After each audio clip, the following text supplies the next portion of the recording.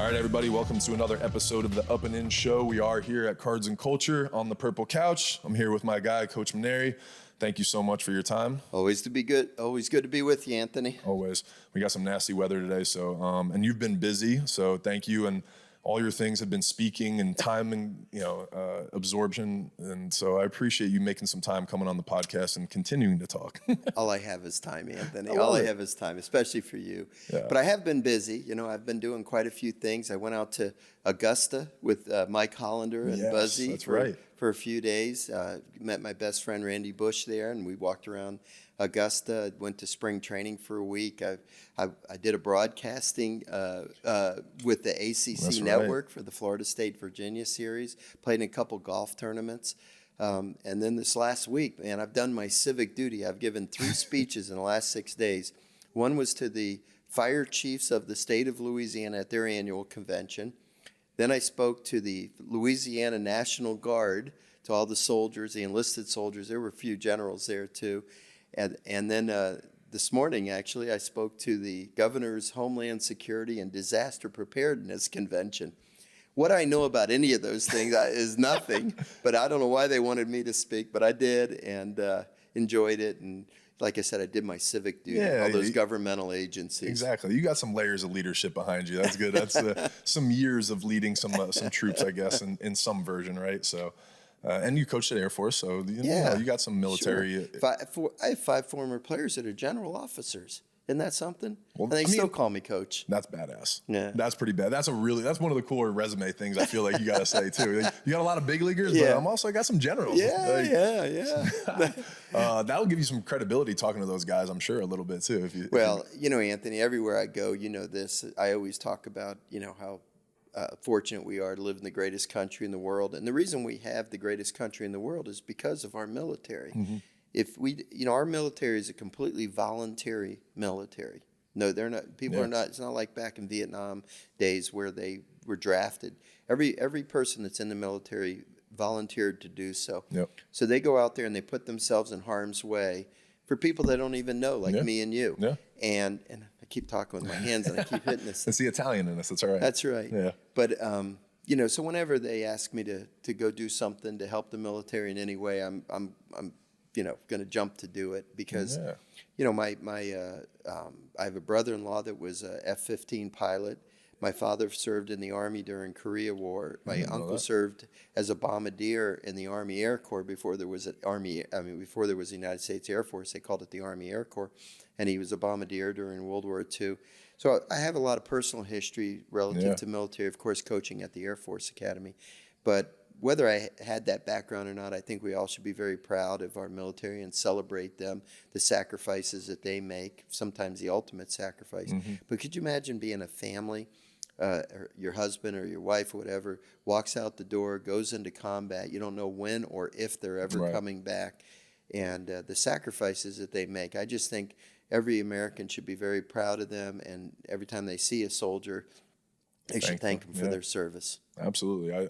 I grew up in a military household. My grandfather was in the Navy. My dad was in the Navy. So I don't know if you know this, but before I was a baseball prospect or had any ideas of playing baseball, my dad would, until I was 5 or 6 years old, he would make me introduce myself to everybody as, "Hey, hello, sir. How you doing? I'm Anthony Renato, and I'm going to go to college at Annapolis, the Naval Academy at Annapolis." Wow. There was like a whole thing that I said at like 4 years old, 5 years old. I hate to break this news to you, Anthony, but at your height, it might have been a little difficult to be on one of those boats, in one of those beds.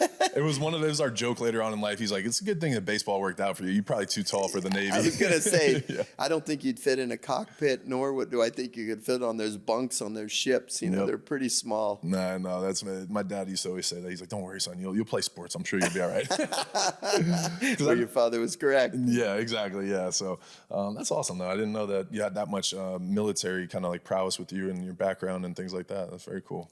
And I like to go out and give talks to groups, and see if we can trigger some passion in the people that you're talking to, Absolutely. And tell them a few jokes. We have a few laughs, and then we try to get an inspirational message across, and then you try to, gear it towards what that particular group is doing. Yeah.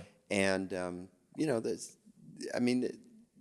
You know me. Yeah. I can talk. Well, I was actually going to ask you about that. Obviously, we'll talk about college baseball and catch up on that and stuff, and that'll be our honey hole. But I kind of wanted to talk to you about that, of like how you have gotten so good at speaking and relating to things, and maybe share some of the stories that you would share with these people, and how you connect the dots on that kind of stuff.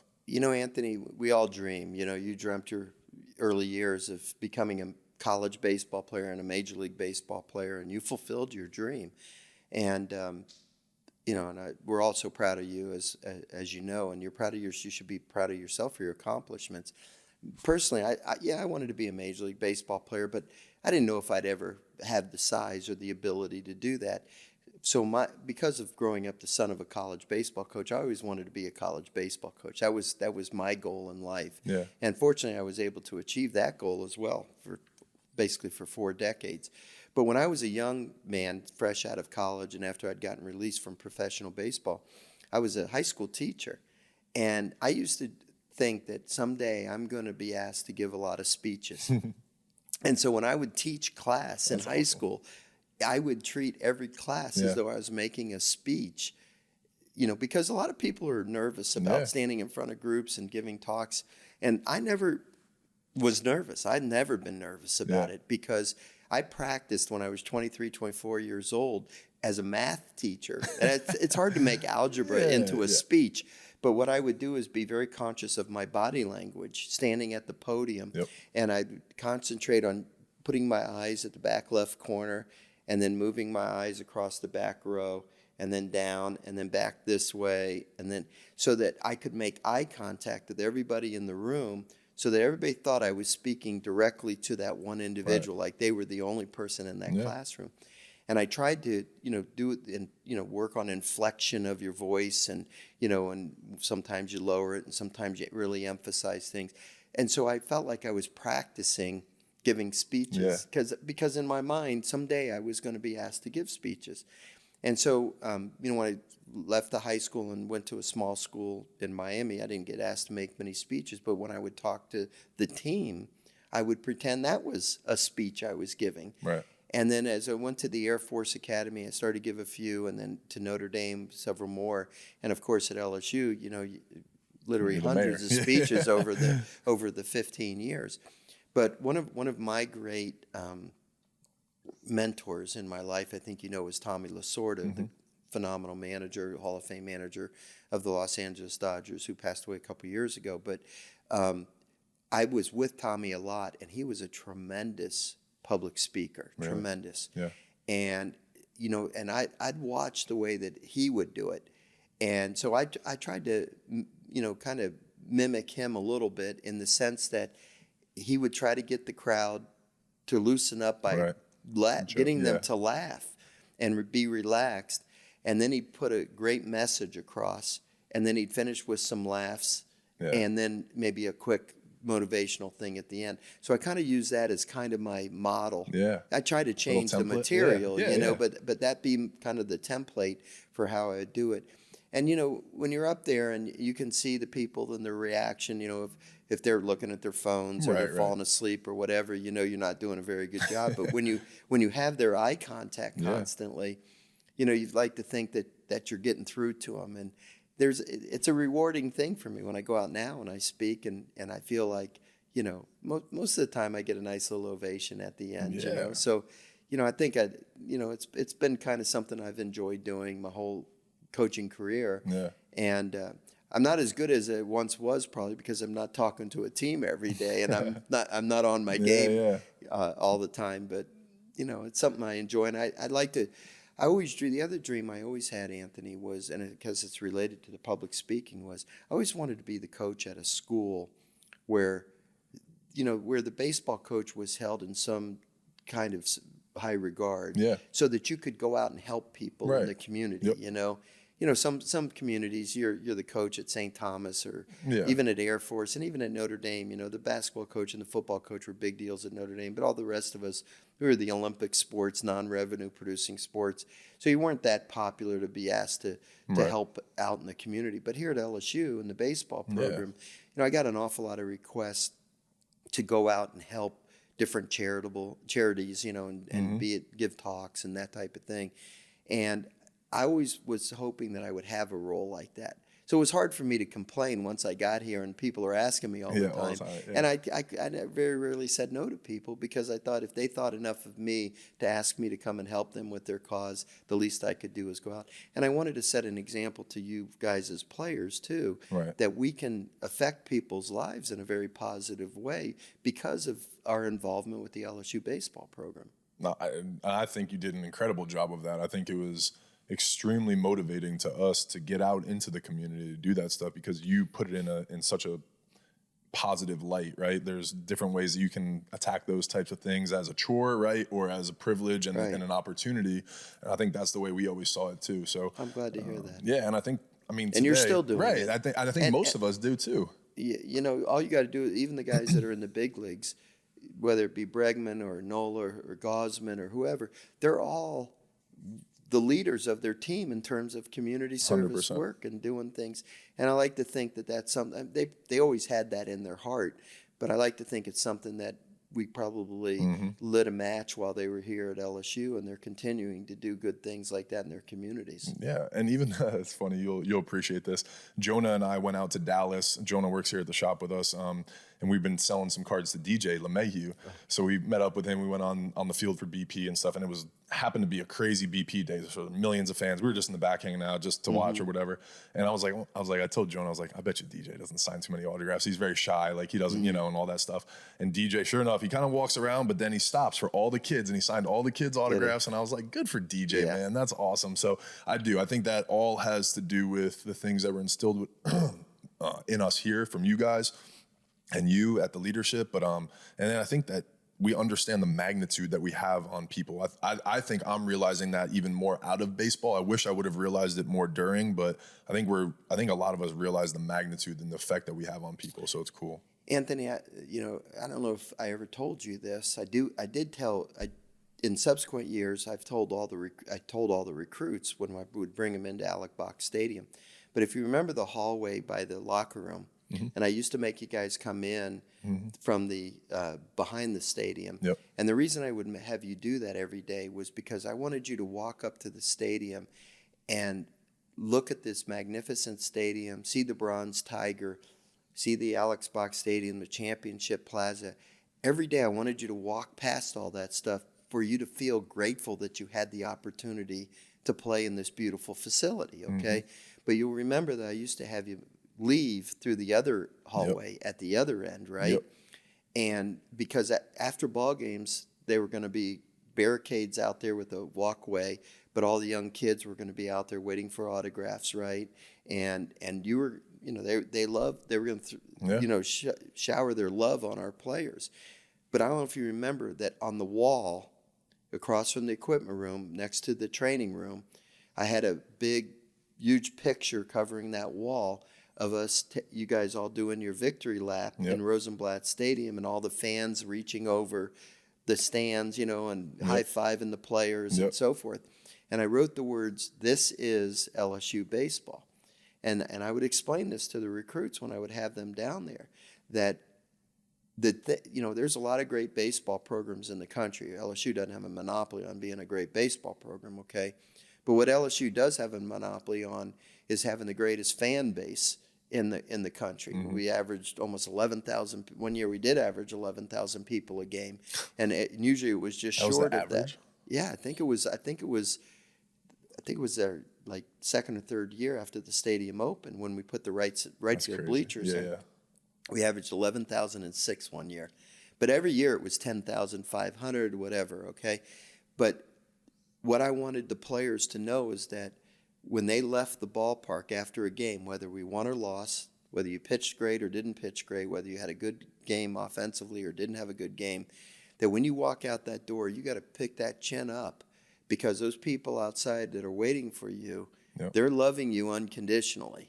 And if you pout or feel bad because we lost or you played poorly, then that was going to have a negative impact on that interaction you were going to have with those youngsters outside that door. Conversely, if you put on a positive face and you sign the autographs and you rubbed their kid's head and told him to get good grades in school, that was going to have an impact on his life. He'll never forget that moment that you did that with him. And you got to be able to separate what happened on the field with your responsibility to interact with the fans. And that's why I put that picture up there, because I wanted to remind you guys, when you're walking out that door, let's go pick up the chin, show these people that you appreciate their support, and have an influence on young kids out there. Yeah, it's impossible to be angry when you're grateful. So I love that for you. And I think a big reason people ask me why I started this, what is it about, where does it come from?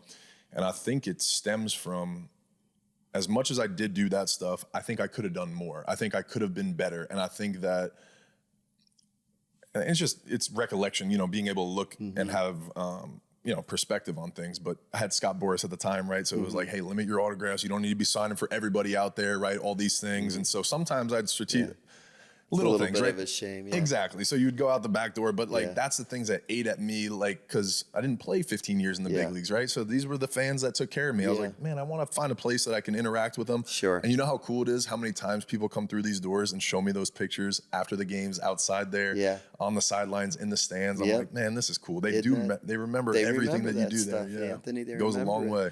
And I used to tell you guys all the time, frequently, several times a week, to just think about how fortunate you are to have the athletic ability to be recruited to a place like LSU and play in a stadium that we have with adoring fans, okay, that hold you up on a pedestal, to think about that you have the intelligence to do the schoolwork at a great institution like LSU, and that you have the health that allows you to do it all, okay?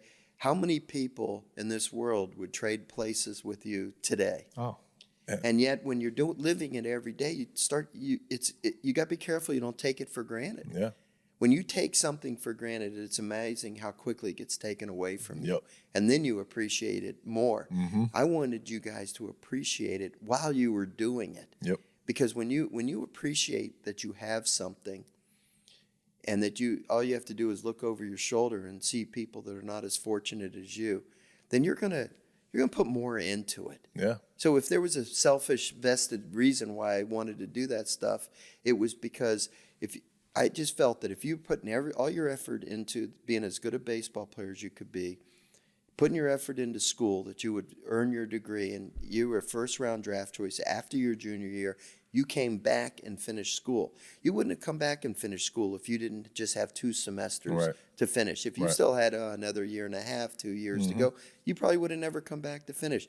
But I made you toe the line and go to class and pass those classes, so that when you did, I knew you'd sign after your junior year. I wanted you to come back and finish, because that degree was going to last you a lifetime. So when you put all that effort into your degree, and then you go out in the community and help those that are less fortunate than you. I remember when I was the honorary chair of the ALS Association walk or whatever, and you guys would all come with me. And you'd do the walk with the people, and you would be there, and I'd introduce you all to all the fans that were there for the different walks that we did, or the charitable thing. So you did more than you probably giving yourself credit for. But the impact it had on people is unquantifiable. 1,000%. I think that's what it is. And I think by my junior year, I was very big on the community service thing. I think it was more the autographs and engaging with fans at the games, because I think I got a little numb to like the weird, I don't want to say weird, but the people that were trying to take your autograph and go sell it right away, right? So that's what Scott was trying to protect me from. But I love the community service aspect of it. And I think that that's the way I was raised too. I was always very big community service, humble. My parents were very much on that. You're very grateful for what you have, share your things, like that kind of stuff. So I've always been big on that, and community has always been a big part of who I was. So I think that was a big reason why I committed and why we, got along so well. We used to talk about those things even in recruiting, you know. I don't remember exactly when we recruited you, because you were in the first recruiting class, but as time went on, my recruiting style was to almost discourage kids from coming to LSU, that it was going to be so hard because of the demands that we were going to have on you. The challenge was going to be so great. Look, when they'd sit in my office, I would say, I don't know if LSU is the right place for you. Well, why do you say that, Coach? Well, man, I'm pretty demanding. I'm not the easiest guy in the world to play for. Yeah. I'm going to expect you to be the very best baseball player you're capable of being. And that means, you can't be in the bars till 2:00 in the morning. It means you got to take care of your body. You got to work hard. Every day you come to the field, you got to be focused. I'm going to expect you to go to class. I'm going to expect you to earn your degree. And I'm going to expect you to do community service stuff because you're going to be grateful for what you have. Man, it's hard. There's a lot of expectations. And then sure enough, the kid will always, really? Coach, that's what I want. That's what I want. I had him practically begging me to come now. I guess I could offer you a scholarship. Hey, you don't want to go to Vandy, right? That's what you said? But and then, but you know what I would always finish by saying to the kids, Anthony? I'd say, look, there's a lot easier places to go than LSU. I mean, the positive is there's going to be 12,000 people in the stands. The negative is there's going to be 12,000 people in the stands, and they're going to expect you to perform and do well. So there's easier places. There's coaches that are easier to play for than me because I'm going to push you. I'm going to push you to fulfill your potential. You may not like me some days for the way I'm going to do that. I think later in life you'll probably appreciate it better. Okay, but there's easier places to go. LSU is a hard place to go and be successful. But the hardest thing about LSU is having to leave someday. And you're going to love it here so much. You're going to love your teammates. You're going to understand why the coaches are pushing. You're going to love the fans and everything else. That one day when you have to leave, go on to the next chapter in your life, it's not going to be the easiest thing in the world. Yeah. Because all good things have to come to an end. Exactly. That's true. Wow, that's funny that you say that because, I mean, thinking about, too, like just I tell the story. I told the guys here, I don't know if you remember, but even when I signed for $2.5 million, I called you crying. I know you did. I was like, it was almost like I had this number in my mind. If I didn't get it, I felt disappointed. Like I let you down, I let the program down, and I wanted to still be here. And I had unfinished. I had to console you on the phone and tell you were doing the right thing. I know. Anthony, this is your dream. Yeah. This is you've earned this. You deserve this. And it's time for you. You can't play at LSU forever, but you can go pursue your other dream of being a Major League Baseball player. But it's funny that you say that, though, right? That was always my dream. It's in front of you. You got $2.5 million. Everything's right there. But I was crying because I'm leaving LSU. It's like it's nuts. So but that's when you know that you had a great experience because you even today, I'm sure. You're proud of your time in the big leagues and everything, but when you think of your baseball experience, your fondest memories are your time that you had in college. Yeah. You made friends that are going to be lifelong friends. Not that you didn't make some friends in professional baseball, but when you're in your formative years, 18 to 21 years old, and your roommates, they know your most intimate secrets, right? They know your fears, your dreams. Those are the guys you grew up with. I don't mean growing up in high school, but those. I grew up a lot in college too. but those are the guys that, and personally, I always felt that you and I had a great relationship as coach player, but I also felt that our friendship would begin after college, and it would last a lifetime. Absolutely. And that's what I really hoped for. And here we are. Yeah, and I think you've done that with, countless guys, right? All of the guys that I played with and everything, I feel like have great relationships with you, and we all view you very similarly, as a second father figure, as a mentor, a role model, that kind of stuff. So I think the ecosystem that you created with us and that was started before us, and now hopefully the next generation continues, and I think it'll be a lot of fun to watch. Well, you have no idea, Anthony, how much those words mean to me, because that really was everything to me.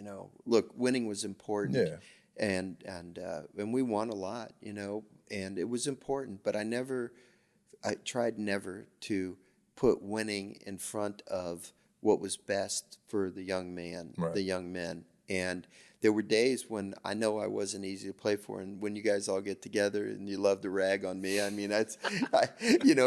telling the stories of how I challenged you, and sometimes I'd say, man, was I really that mean?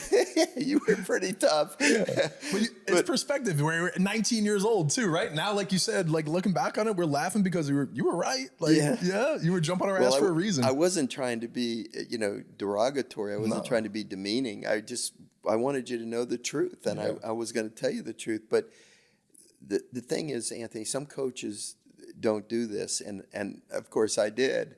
And that is, you put your relationship with the person on the line. When you tell the truth and nothing but the truth, and you be very direct about it, some kids are going to cower away from that and just run away, and they're the guy that's going to be sitting at the end of the bar when they're 50 years old bitching about the coach and how he screwed him when he was in college, And there's guys like that out there about me, I'm sure, But, you put your relationship on the line because you see the potential that this young man has, that he maybe is not willing to go to that extra level to achieve greatness. And you see the greatness that he's capable of doing. And so you put your relationship on the line by challenging him. And the ones that respond to the challenge, they go off and accomplish great things at LSU and beyond. Yeah. And even if it's not in baseball, in business, in marriages, as fatherhood, they have a different vision of than they had when they entered college. Correct. And that was what I always thought was important, and that was my role, because my role model, my father, he used to do it with his players. Yeah.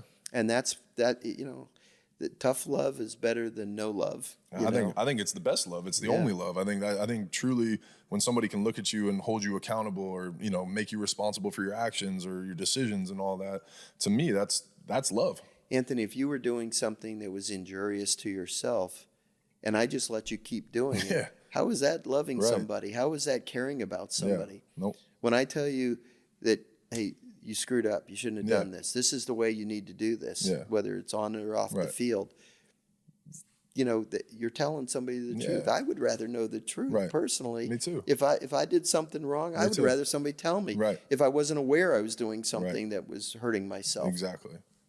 Yep. Everybody looks at it different, but I think that's, again, sets the foundation for relationships and success going forward. So, but with that said, I kind of we were joking about some stories and stuff. Are there any funny story that come to mind talking about whether it was recruiting, any of the guys that I played with? I'm trying to think of the 2009 team World Series, funny stories. The story I told the other day on the golf course was about you. Oh, shit. So Paul Skeen struck out 15 against Auburn last weekend, right? Yeah. So I remember the game you struck out 15 against Auburn in 2009, okay? And Auburn had this great hitting team. I mean, they were power team. They struck out a lot. Too. They were all huge men, and they hit the ball a country mile. The whole lineup, 1 through 9, were home run threats. Yeah. But they did strike out some as well, because it was all or nothing swings. A lot of punches. And Anthony you had this straight over the top delivery. You had that straight overhand delivery, and to throw a pitch down in the zone with good angle. This was your release point. Yeah. If your release point was here, it was cap high, right? There was the margin for error in your release point was so minuscule, right? Right. So we go out there, big Friday night game against Auburn. They got this great hitting team. There's 12,000 people in the stands. It's a big game for us. It was we were going for the SEC West, we were first and second. I don't remember exactly what point in the season it was, but it was a big game. Yeah. I mean, all games were big games at LSU, of course.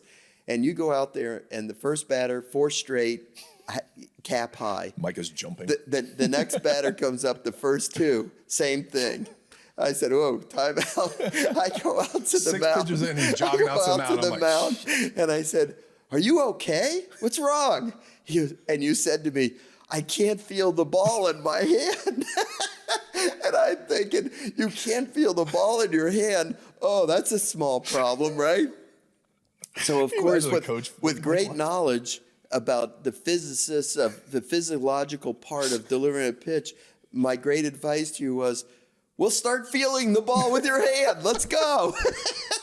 I was like, all right, okay, let's go. There it is. And then you struck out. The next pitch was a strike, and then you struck out 15 batters. I told that story to the people I was playing golf with the other day, because Skeens had just struck out 15. I said, I had a guy who struck out 15 once against Auburn as well. Didn't start out great the first 6 pitches of the game, but he corrected it and went on to dominate the game. I remember throwing that pitch and then kind of like, checking to, oh boy, he's coming out here. Get the ball. I'm like, oh my God, what is happening right now? I was coming out to relax you and calm you down and show confidence in you. Yeah. And then when you said, I said, what's wrong? You okay?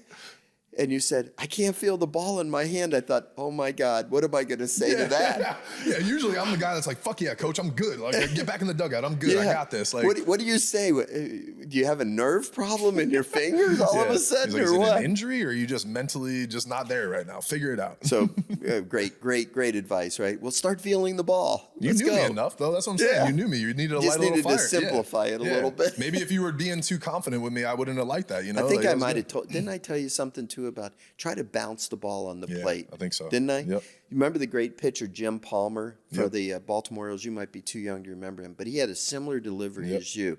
He had a big high leg kick, and he came straight over the top. And I remember talking to him one time. The Orioles were in spring training in Miami. My father used to take me out there, and because he was a coach, we had access to the players. And I asked him. I was just a young guy. I was probably 10 years old.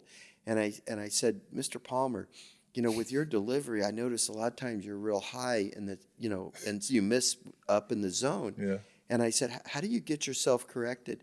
And he told me, he says, I pretend there's a tennis ball in the apex of the plate. And I say to myself, I'm going to try to knock that tennis ball off the plate. Now, subconsciously, I should say, it won't allow you to throw the ball that spike acutely, it or whatever, right, to hit the plate. But he said, by telling myself that, I get my, when you're nervous a little bit, you want that ball out of your hand as quick as possible. So now you're having to hold on to it a little bit longer to create that downward angle. So we talk about, do this, do that, but sometimes it's as simple as, just change your sight line, just try to do this. And I think I might have told you that out on the mound. Try to bounce this next pitch on the plate. And it forced you to hold on to the ball a little bit longer. All of a sudden you got that downhill angle, and now you're on the knees. So now when you come up, they swing at it. But when you're up all the time, they don't swing at it. But when you're down, and then all of a sudden you come up, the guy swung and missed at that pitch. Yeah. And that's the pitch that drove me into coaching. I couldn't hit it, and I couldn't lay off that high fastball. I love it. I do remember that, though. I remember the apex of the plate thing, and I remember telling – and it's funny that in pro ball, that's more than half the time, I wouldn't think mechanically. I'd be like, change your sights right now. Just that's it. And I would do that. I would look at the front of the plate, especially change-ups, too. For me, that was a big one. Yeah. So I would just look at the front of the plate and try to do it that way. Yeah. I love it. I can't feel the ball. I can't feel the ball. You're like, well, you're a pitcher. I'm going to need you to go ahead and do that. I'm certain in 40 years I've never had a pitcher tell me that on the mound before. Forever be in your memory bank. Let's go. You'd be on your deathbed and be like, remember the Renato kid told me he didn't feel the ball on Friday night against Auburn? But that was one of my favorite stories. And the reason I remember it was late in the year that year. And I'm bringing this up because it was fresh in my mind. I was talking to Jordy Holtberg earlier today, and he was asking about the bullpen, LSU baseball, right, all that stuff. And I said, look, man, I'm not saying that this team's going to win the national championship and they're going to have a Chad Jones, but Chad Jones wasn't on our team all year until spring football, and we needed a lefty, and he wound up being our lefty at the end of the year, right? But one of my favorite stories was the Auburn weekend when he pitched his first game. Oh, yeah. This man. That was the same weekend. It was the same weekend. Yeah. It was Sunday. And right? Sunday. Yeah, he pitched in the Sunday. So it was 1-1 So that game. was kind of late in the season then, Because it was, I remember we had one more weekend for the SEC championship. This was the second to last weekend. And I remember I was charting the pitches, so it was you, me, David Gruey, or you, Gruey, me, and I'm sitting there and I'm hearing you talk. You're like, should I bring in Chad? I think I'm going to do it. I'm going to do it. I'm feeling it. And I'm like, oh my God, all right, let's go. And in my head, I'm like, he's ready for this. He's Chad Jones. Like, he's like big game pitcher, blah, blah, blah. Sure enough, Chad comes in. Hilarious situation. He does outs and stuff after he strikes out a batter. Like, so I got to give David Gruey credit for this. Okay, so Chad was a starting outfielder for us the first 15 games of the year, and he was hitting .350. But that year, football made a coaching change for their defensive coordinator, and they brought in John Chavis for the spring football to start in spring. Well, Chad was in his sophomore year, and he was projected to be this great safety. but now all of a sudden he's got a new defensive coordinator. Well, he's got to go to spring practice to learn the defenses and the terminology and everything else. Otherwise, he's going to be behind when football season rolls around in the fall. So we had to let him go for 5 weeks. Did you argue that? You're like, he's batting 350. No. He needed to. I knew that, okay? And for the kid's sake, I wanted him to be the starting safety the next year, which he became, and he was phenomenal, of course. But when he left the team, we had to keep playing, so I inserted Mikey Matuk, and Matuk took off and became a starting player the rest of the year. So now spring football ends, and he comes back to the baseball team. Well, now he's a reserve outfielder because Matuk's starting in the outfield. And so David Gruey, without me even knowing, takes him down to the bullpen one day at practice. Next thing you know, I'm standing at the batting cage on the field, and I have a student manager tap me on the shoulder. And, I'm focusing on the hitter, and I'm like, what do you want? What do you want? He says, Coach Gruey wants you to come down to the bullpen. So I go like this. I look down at the bullpen, and I'm like, there's got Chad Jones throwing off the mound, right? So I said, well, I better go down and see what this looks like. And I get down there, and David says to me, watch this. That's all he said. He says, the most unbelievable thing I've ever seen in baseball. He says, watch this. And he uncorks a fastball. It's probably 92, right at the mitt. Yeah. And then he says, Chad, throw a breaking ball. And I'm like, oh, my goodness, this thing falls off the table. Yeah. So I said, Chad, stop throwing. I don't want you to throw any more bullpen. Because this was a Tuesday. We had a game on Wednesday. And on Thursday, I wanted him to pitch a little simulated game. I wanted him to face like 3 or 4 hitters just to see what it looks like against a hitter. I remember Nick Pontiff was one of the hitters. And Nick strikes out against Chad, and he comes back, and I said, Nick, what'd you see? He goes, I didn't see anything. I couldn't see anything. Coach, that was nasty. And I said, no kidding. So. You remember when he hit wet Delat in the helmet, though? Do you remember that? Who? Wet Delat. Chad did. That day? I don't remember that. We tried to get him to spin a breaking ball, and he slipped one out of his hand, and it wasn't a fastball, but it spun and hit Wet in the helmet, and it was so hilarious. So I don't remember that, but I'm thinking, okay, he faced 4 batters, and I think he struck out everybody, okay? And so now I'm thinking, oh, my goodness, this could be the missing piece for us. We didn't really have a great left-hander out of the bullpen. We had a great team where we were beating everybody, but man, this could be something. So we play Auburn. The Friday night game is the I can't feel the ball game, okay? But you strike out 15 and we win. We win again on Saturday behind Coleman. And now it's Sunday's game. Austin Ross starts the game. He's battling through it. We're winning the game, 7-3 or something in about the 6th inning. And Austin gets tired. So I bring in Daniel Bradshaw. And Bradshaw's doing okay. He pitches good in the 7th inning. 6th inning, 7th inning, and now we're getting ready to start the 8th inning. But I'm starting to detect that Bradshaw's getting a little bit tired from the previous inning, right? So we finished batting in the bottom of the 7th inning, and I tell Chad, I said, Chad, I want you to go out and play catch with the right fielder, like in between innings, get the right fielder's arm loose. And I figure it's not going to attract any attention in the stands. Somebody's always playing catch with the right fielder in between innings. I said, Chad, after you play catch with the right fielder, I want you to get on the mound and start warming up. He goes, really? I said, yeah. Well, people in the stands don't really know. They probably just think he's down there screwing around, right? The score's 7-4 or something right at the time. But I have him warming up, and I know Bradshaw's getting tired. So Bradshaw goes full count on the first batter and then walks him on the full count pitch. The second batter, he hits the guy with the first pitch. So now we give up 2 free passes with a 3-run lead. Right, tying run coming up. And the tying run's coming up, and the 3-hole hitter has 4 hits already, and he's the guy coming up. Yeah. The 5-hole, he's left-handed. The 5-hole hitter's left-handed, and the 6-hole hitter is left-handed, right? Those are all their mashers, too. And they everybody in the lineup could mash, okay? So now I've given him time to really loosen up, and I turned to Dave Gruey, and I said, screw it, I'm doing it, just like that. I remember doing the chart and he goes, what? And I'm already on my way to the bullpen. To the mound, right? Yeah. And I'm thinking to myself, you idiot. You're going to bring this guy in, And if he throws like 6 straight pitches against the backstop, people are going to boo me walking off the field, right? Like, I can't believe you did this, right? Yeah. And then on the other hand, if he pitches great and I take him out, people are going to hate you. People are going to boo me because I took him out, like, right? Man. Yeah. So I said it's a no-win situation for me, but I'm going to do this, okay? So I bring in Chad, and he comes to the mound, and I gave him, all the great pep talk. I said, throw strikes. Just throw it over the plate. So I'm walking off the mound, and I know he's starting his warm-up pitches, and I can't even look. But I can't stand not to look. So I kind of glance over my shoulder as he throws his first warm-up pitch, and I hear it pop the mitt, and I'm like, whew, that's a good thing you didn't throw it against the backstop, right? So he takes his 8 warm-up pitches. Most of them were caught by the catcher. So Gruy calls the first pitch, fastball.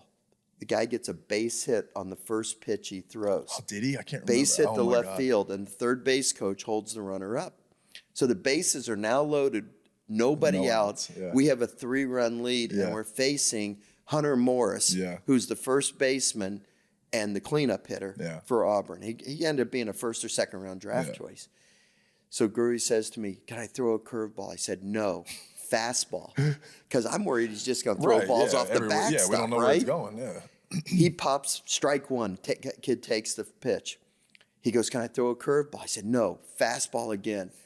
Now he fouls off the next pitch. It's 0-2. And now the crowd is into it, right? Yeah. Like when I first brought him in, there was like a murmur in the crowd. Like you could almost hear everybody saying, what is this crazy coach doing? Well, now it's 2-2. It's 0-2. I lean over to Gruy and I go, now. Just like that. Yeah. And he breaks off the most beautiful breaking ball. Morris's knees buckle. He takes a called third strike. The crowd is going nuts. The next guy comes up, a guy named Jacobs, left-handed hitter. Real quick, do you remember, though, he gets the ball back from Not yet. Okay. This is the first out. The second batter now, that's right. The third batter, he'd given up a hit. He struck out a guy. Now he's facing another left-handed hitter named Jacobs. Now, the bases are loaded. Do you know that the next game that Auburn plays on Tuesday, this guy hit 2 grand slams in that game? God. That's incredible. All right? So he's facing this guy. Gruy says, can I throw a curveball? I said, no, fastball. Well, this kid swings at the first fastball and fouls it off. Yeah. He goes, can I throw a curveball? I said, no, fastball again. And he fouls it off again. And I go, now. And he throws another breaking ball, buckles the guy. Unbelievable. Strike 3. Now he catches the ball back and he starts telling the outfielders how many outs there are. Bro, I died. We're all dying laughing, but at the same time, it's a tight game, so we're not laughing, and we're like, dude, he just did 2 outs. So now the right-handed hitter is coming up, Scott Fletcher, okay? Brian Fletcher, Scott Fletcher's son. I played against Scott Fletcher in pro ball, and he was a good player. But Brian Fletcher's coming up. He's a right-handed hitter, so I'm going to take Chad out. So I go out to the mound, and the crowd's like going nuts. Yeah. You remember. They were absolutely going nuts. So I said, Chad, good job. I'm bringing in Matty Ott to face the right-hander. Yeah. I said, but don't leave the mound yet. Give the ball to Matty. I'm walking off the mound with you because if you go first, they're going to cheer. When I walk off, they're going to boo. So I said, I'm walking off the mound with you. That's incredible. So you guys walked off together? Yeah, the crowd's going nuts. I love it. So I bring in Matty. And Matty gives up a 2-run single to Fletcher to make it 7-6. Yep. But he gets the next guy, and then in the 9th inning, he gets everybody out, and we end up winning the game 7-6. But that was the birth of Chad Jones as a pitcher. And then was our guy the rest of the way. Hey, I got to tell you one last thing about that. So now I take him out of the game. Matty's in the game. Chad's down at the other end of the dugout getting a drink. He walks down to This is the best part. He walks down to me, and he goes, hey, Coach, thanks for letting me pitch today. As though I was doing him a favor. We're trying to win the game. I belly laugh at that story all the time. I was going to make sure I mix that in because I tell that story in pro ball, or I used to. People will be like, yo, what was Chad Jones like? I'm like, this is what he was like. He came in one of the biggest games of the year for his first game. He put up 2 outs after he struck somebody out, and then he thanked our coach for letting him pitch like it was a rec game.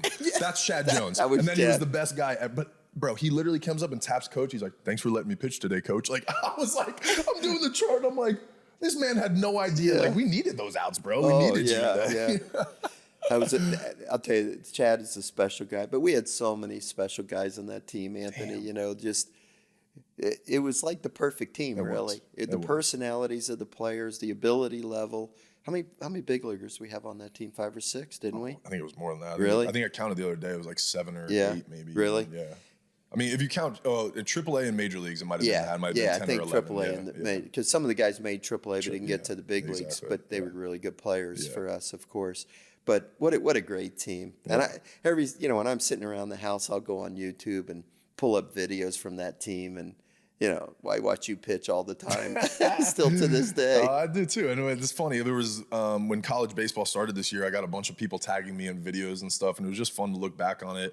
And they're trying to make a lot of parallels with this year's team and our team and that kind of stuff. But I mean, what I tell people too is like, what made it a national championship team or a winning team for me was when we were down in the dugout. It was never like, damn, all right, we're a little like, it was looking around, it was looking at the lineup. It was like, who's pitching today? Who's going to be the guy? We're going to win this game. Is it going to be Blake? Is it going to be, how's it going to get done? So I think we always had this belief that we were going to win this game no matter what, even if we were down 4 or something. So, well, even the national championship game, I don't mean to bring up bad memories for you, but we jumped off to a 4-0 lead and then you gave up the lead and, your third game of the College World Series. It was hot as can be, and you're out there battling like crazy.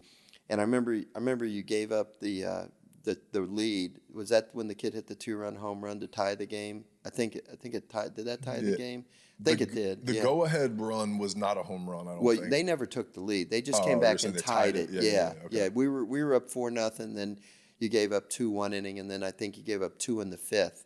And you were gassed, and I knew you were gassed, And I remember the team coming to the dugout after the bottom of the 5th inning. We were the visiting team.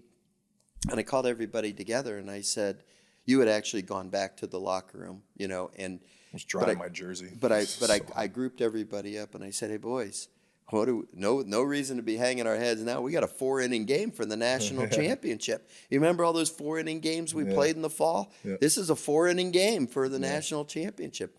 And then I went back to the locker room because you were back there because I wanted to talk to you. And I remember you saying to me, God, I'm sorry, Coach. I'm sorry I did that. I can't believe I gave up the lead. And I said, Anthony, you're pitching your heart out. You're doing great. Do you have enough in you to get one more batter? Right? This is before the inning started. Before we scored 5 runs. Exactly. Okay. So put that in context. I said, Ant, do you have enough in you to get one more guy? The leadoff guy is right-handed, and I said, if you can get this guy, I'm going to bring Chad in because then the 3 lefties are lined up right in a row. Yeah. And you said, yeah, I can do it. I can do it. And you went out there, and I think the count was 2-2, and then the guy flew out to center field. I think it might have been 3-2. Was it? I just remember thinking, come on, Ant, you can do this. Please, Ant, you can do this. Throw a strike. Because the guy had a fly ball to center. I mean, the ball wasn't even halfway to Mikey yet, and I was already out of the dugout coming to get you. Come on, let's go. And, of course, Chad comes in and strikes out the next 2 guys. But we had scored 5 runs in the top of the 6th inning and took the lead 9-4. Yep. And then you got that out. Chad ended up pitching another inning and then brought Lewis in, and we ended up winning the championship. But you're right. There was no panic at all in the dugout because we knew offensively what we could do. Our defense was spectacular. Our pitching was outstanding.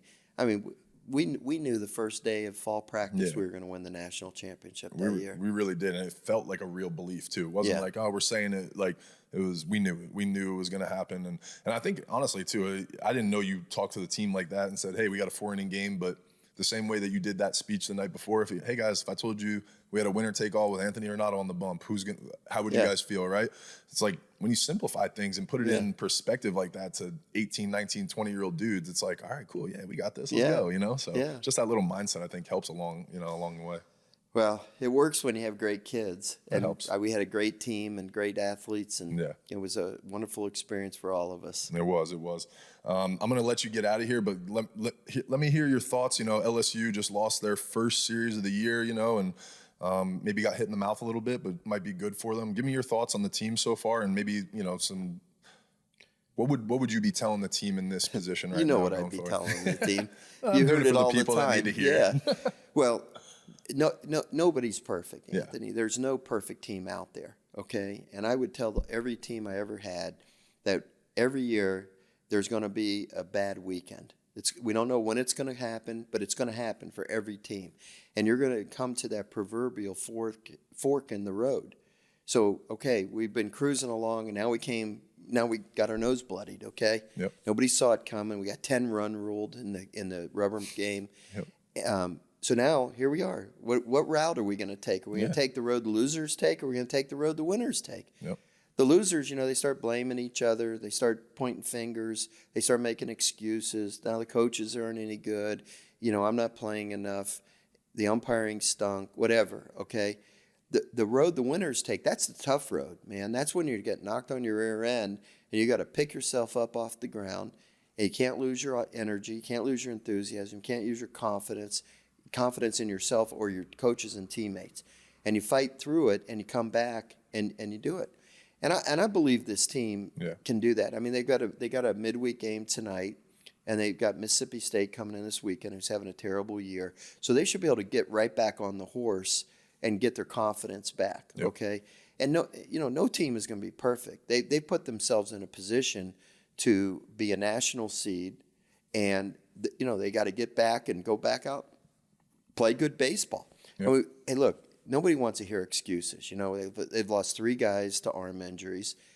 We lost Jaden Hill. We lost Cole Henry. We lost, through the years. Yeah, I mean, you lose players throughout the year. I mean, everybody's lost them. I talked to Jay today. Every team in the SEC West has lost at least one pitcher out of their starting rotation. Damn, really? Yeah, for the year with arm injury. So it happens to everybody.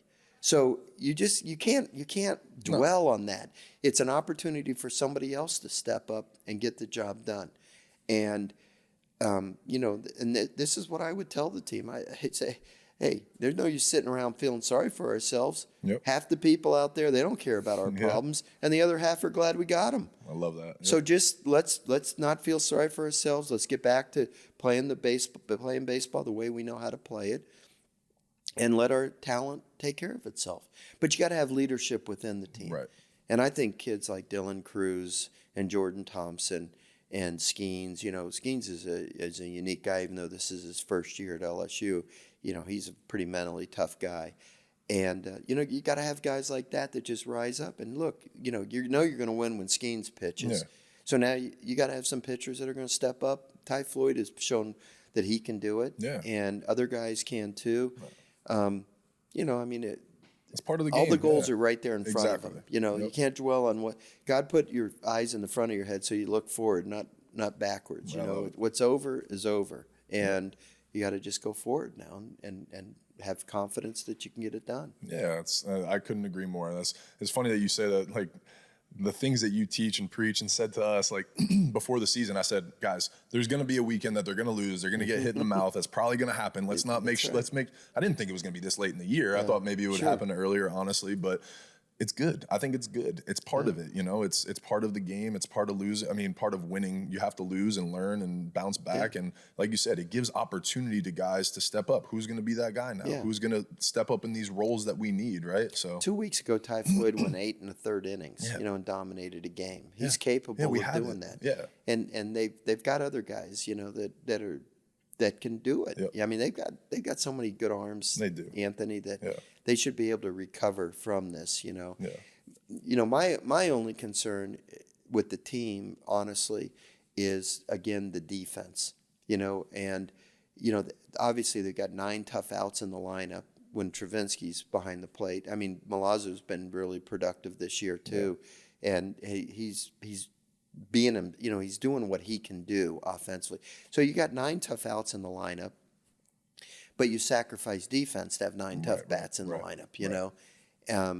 It reared its head a little bit the other day. A couple of first baseman didn't catch a ball, and the third baseman threw a ball away. And Trey is the best first baseman in the world for me. But you got him out in the outfield. He's an okay outfielder, not a great outfielder, and he doesn't make a catch. And so you want the offense, but how many five-tool players are there coming to college? No, you're right. Dylan Cruz is a five-tool player. Bregman was a five-tool player. But you don't have a lot of those kind of guys. Right. So you have to decide, do you want offense or do you want defense? Sometimes you can't have both. Yeah.